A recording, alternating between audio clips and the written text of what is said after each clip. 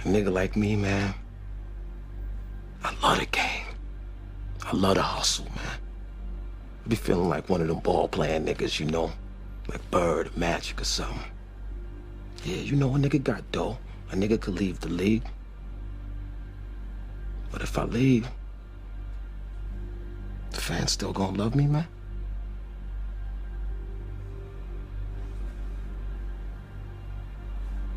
I get love out here in Harlem, man. I done sold coke on these streets, man. Hash, weed, heroin. As long as niggas is feeling it, a nigga like me can hustle it. That's my gift in life, eh? You know?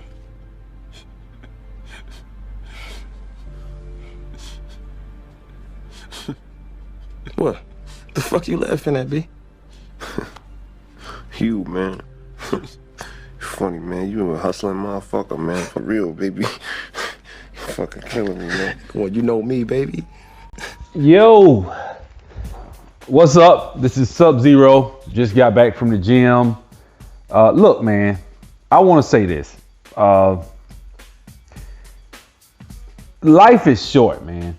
And we have to get up off our ass and get out here and go get it. And I'm going to upload one of my old videos. I just went back and I encourage y'all to go back through the old videos. A lot of stuff I don't say because I've already said it. A lot of things. That's why I don't put out as many videos as I used to. I used to put out videos daily. I have put them out daily before. But the thing is, man, like, look, man, if you're black and you're living in America and you're still sitting around here waiting on white people to somehow grow a heart, or, you know, like the Grinch or something that stole Christmas, you know, his heart unthawed and he wound up, you know, caring about people. That's fine and dandy. But for the most part, if you're really waiting for the black man or black woman to be empowered from white people, then, you know, you kind of living in a fantasy world. Black people, which, you know, this subject is my passion because I love my people because I'm black, you know. But the thing is, man, black people are, you know, at the effect of others. They're not, you know, usually, and the reason we're like that is because we're not financially empowered. And the way you become financially empowered is by starting small. You know, despise not humble beginnings, one of my favorite Bible verses. You know, let's not look down at that small money. Let's not think that, you know, that small deal, that small real estate transaction can't be done. I'm going to make a point in this video. Then I'm going to go to my old video. Now, I've actually talked about this on my channel before, but I'm going to talk about it again. Tax lien certificates. Now, why am I talking about this? Because I love people, man. I love my people.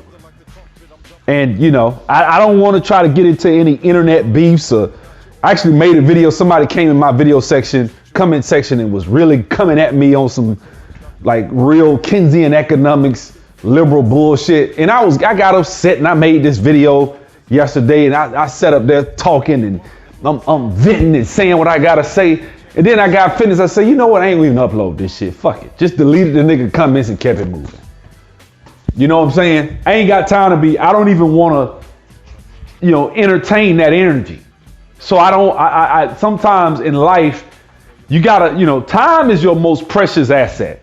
So sometimes in life, you're going to be challenged or faced with, you know, intersections where you have to make a choice. Do I turn left? Do I turn right?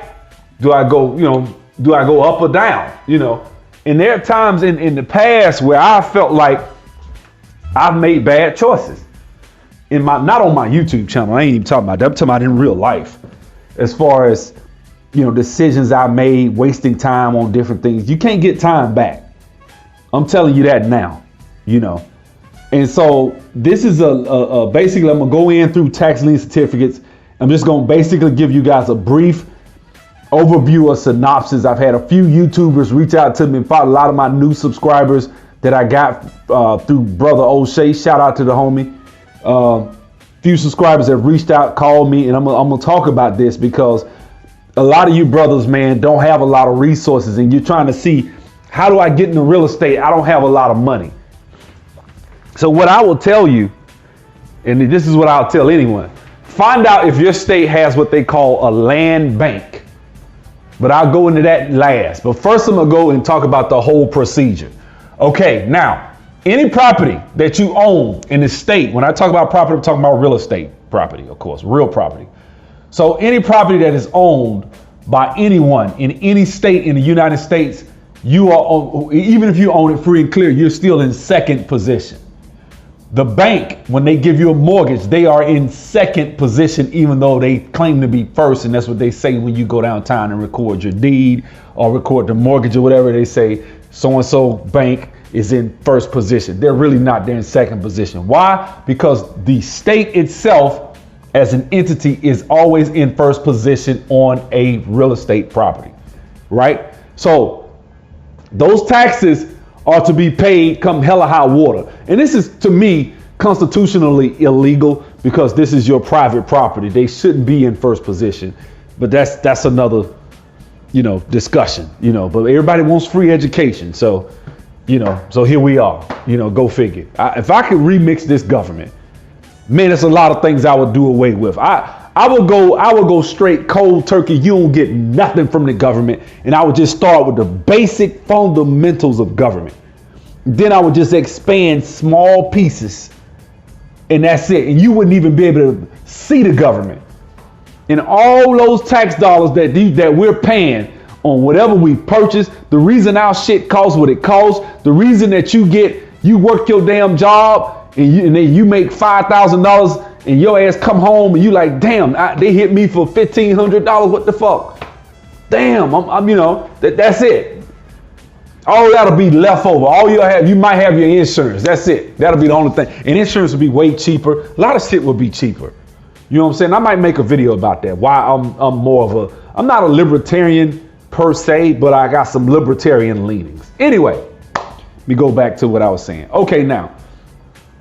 So the state is in first position. You have the property, and you're making payments on your mortgage, right? So let's say that your property, or let's forget the mortgage. Let's just say you got a property that you own. You paid it off, whatever. You got the deed to the property. Okay, fine. What happens is you pay those taxes every year. If it's just $250, let's just say for the year, right? You pay $250. Well, if you don't pay that $250, it goes in what they call a tax sale every April. That tax sale, well, not every April, depends on the state. But if they have that tax sale, because some tax sales happen every month in certain states, or every other month, however. But when they have that tax sale, someone goes down there and they buy what's called a tax deed certificate. That tax lien certificate. That tax lien certificate ensures that person has a claim to your property up to the amount of those taxes based on a percentage per annum, basically saying in the state of Alabama is 12% per annum. So if you pay $1,000 at the end of 12 months, you owe that person $1,120 because they paid $1,000. They pay 6 months, you owe that person $1,060 because it's 12 cents per annum. Certain states is in 30 some percent, right? Some states are in 20%. It just depends, right? Now, you pay your taxes, and then, you don't pay your taxes at the end of that right of redemption. In certain states, it varies. In the state of Georgia, it's just 12 months. In the state of Alabama, it's 36 months. Once you have, and what they mean, you have to possess the deed or the lien for that property. And I'll explain deed and lien in a second. But you have to possess it for 12 months. Now, what do I mean? In the state of Alabama, and I had to pay a lawyer for this, dude. This is some real good shit I'm giving you, because I paid somebody $400 to learn this shit.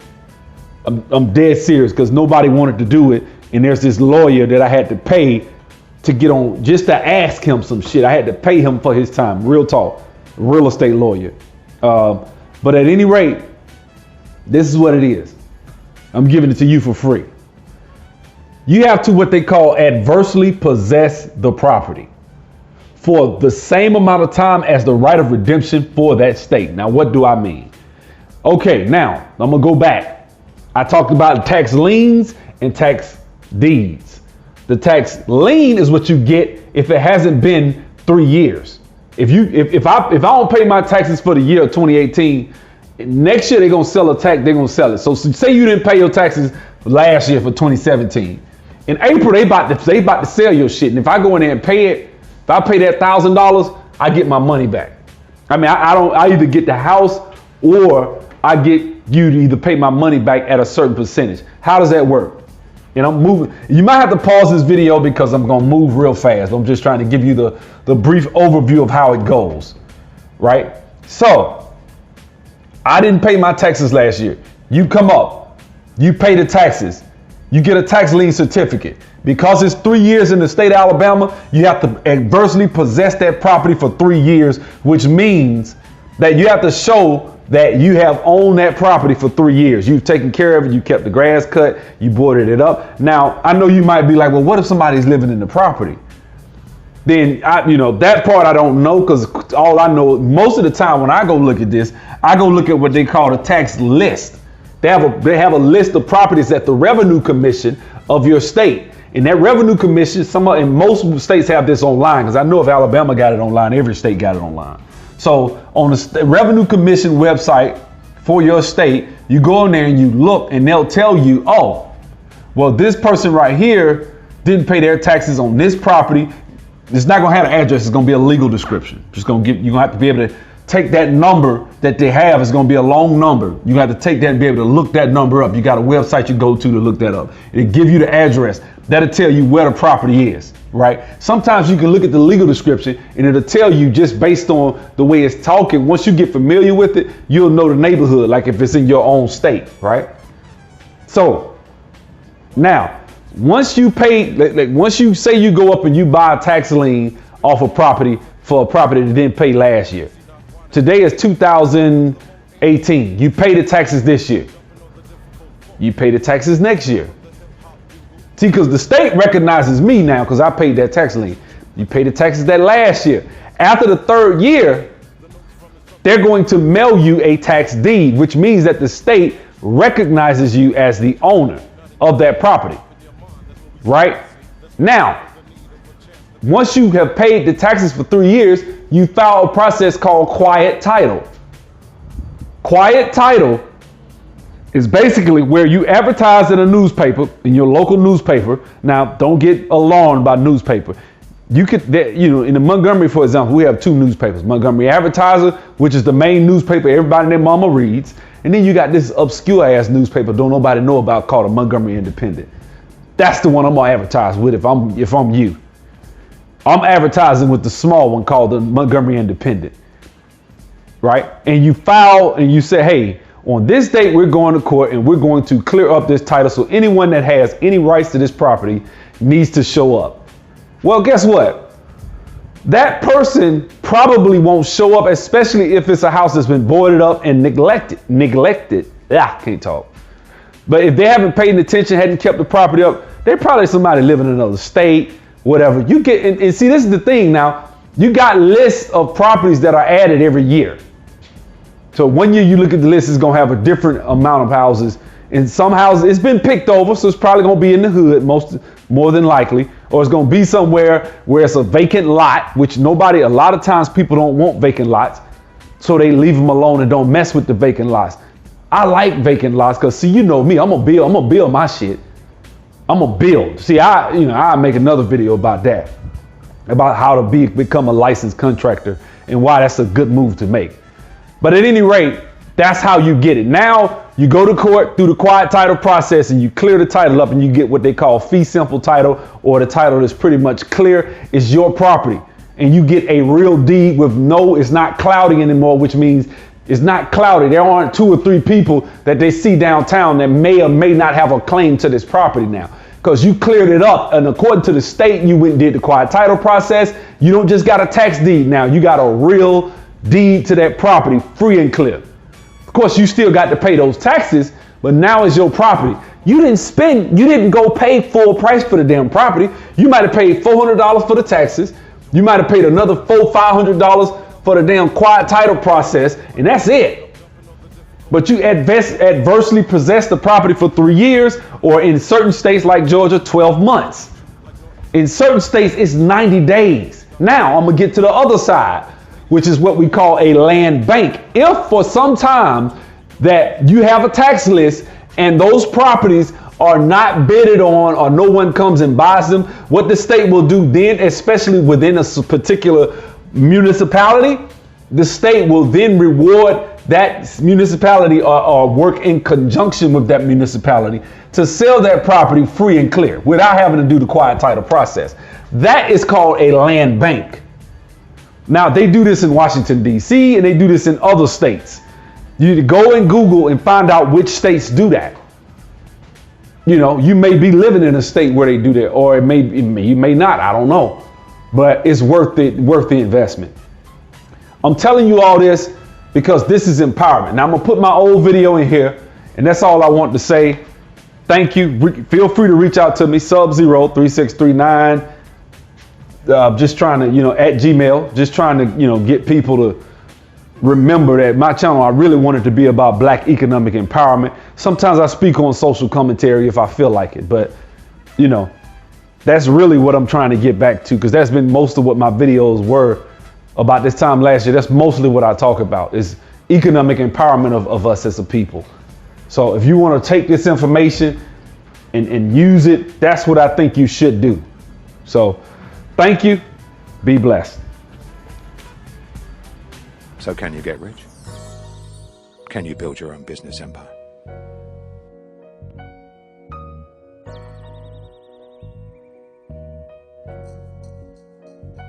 It's true. You can be rich. You can build your business into an empire. You can do it.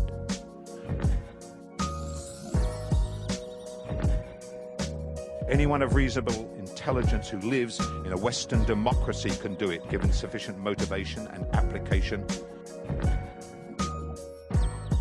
And the first lesson is that you can only get rich if you believe in yourself. You must believe in yourself. You must believe it can be done.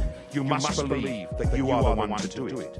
For if you will not believe in yourself, then why should anyone believe in you?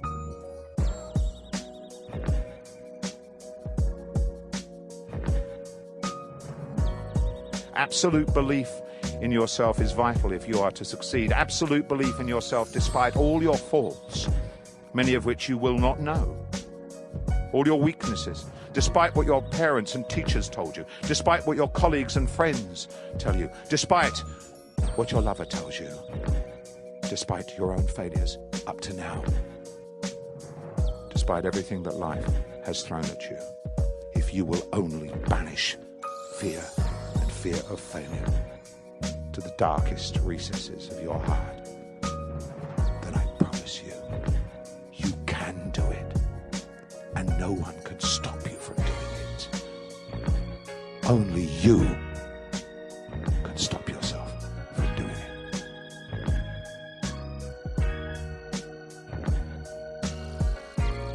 We all fear failure. I fear it still. I have always feared it. But such fear itself is not the problem. It is the paralysis that comes from such fear, which is the real problem. The paralysis that grows into a mountain you shrink from climbing. That fear is real. The fear of embarrassing yourself, of people laughing at you, of letting down yourself and your family and your colleagues and maybe even your employees. The fear of losing the money that you borrowed or begged or stole. Fear of failing in the open, where there is nowhere to hide and no one else to blame. This is the fear you must confront, that you must entice, capture, chain, and eventually padlock into a secret chamber of your soul. It will still call to you. It calls to me. You will hear its echo from time to time. Believe me. But by then, you will be so far up the mountain, so close to the goal of getting rich, that its cries will only serve to spur you on, rather than paralyzing you with doubt and dread.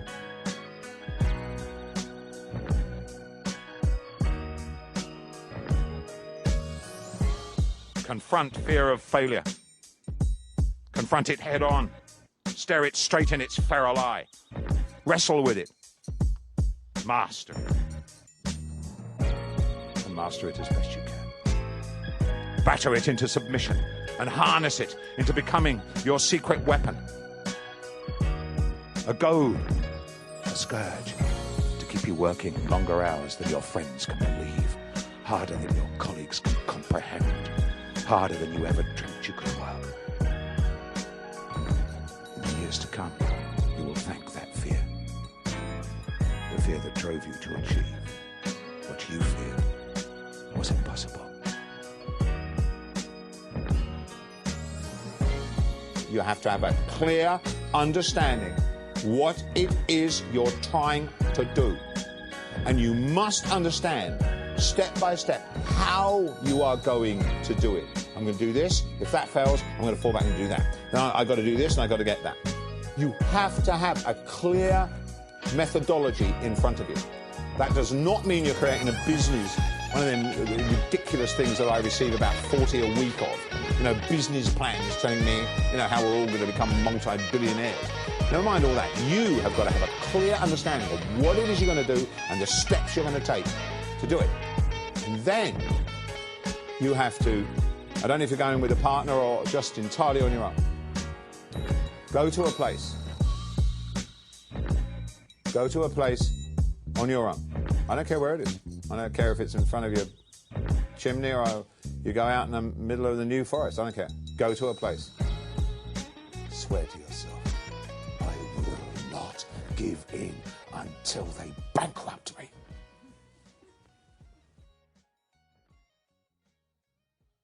While you never give in on your goal, you know, where you're trying to reach, what you're trying to do, i.e., make more money than your neighbor, you might have to change the methodology. If something isn't working, yeah, then what sorts the man or woman that is going to be rich from the man or woman that is just going to have tried it once, failed, and dream about it, is your ability, as with all human activity, to adapt. So you're going to say, okay, you know, this isn't working. We gotta change our methodology. We gotta change direction. We gotta try something else that's gonna make this damn thing work. And if you're willing to do that and keep trying, you know, listening to everybody that you know who's got any kind of sense, whatever, that you trust within, you know, this particular industry or whatever, and if you're willing to change until it starts working, then they cannot stop you. For the very simple reason that in the end, you will get it right. And I had to do that many, many times. Many of the magazines I started were complete dogs. They're absolutely useless. And we all got together and, you know, and we talked about it, and we started to listen to our readers, and we realized that what we were doing was completely wrong. And it's amazing how often entrepreneurs get the right idea and the wrong methodology and just go about it completely wrong. So can you get rich? Can you build your own business empire?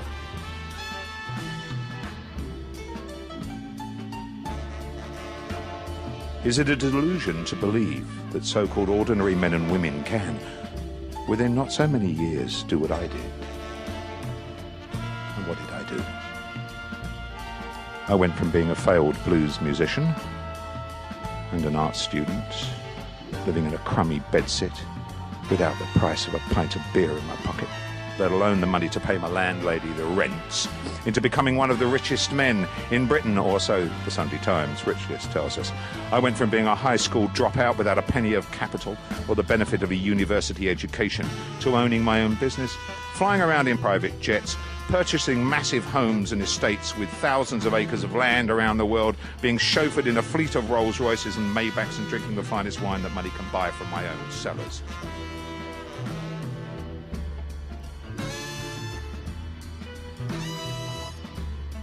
In the end, if you want too much money, then make a decision that you do want it, and go out there and get it, brother. And nothing can stop you, I swear that to you. Nothing in this earth can stop you apart from death. Nothing. Most of the people that got fantastically rich in the Western world in the last couple of 100 years were not very clever. They don't have to be clever.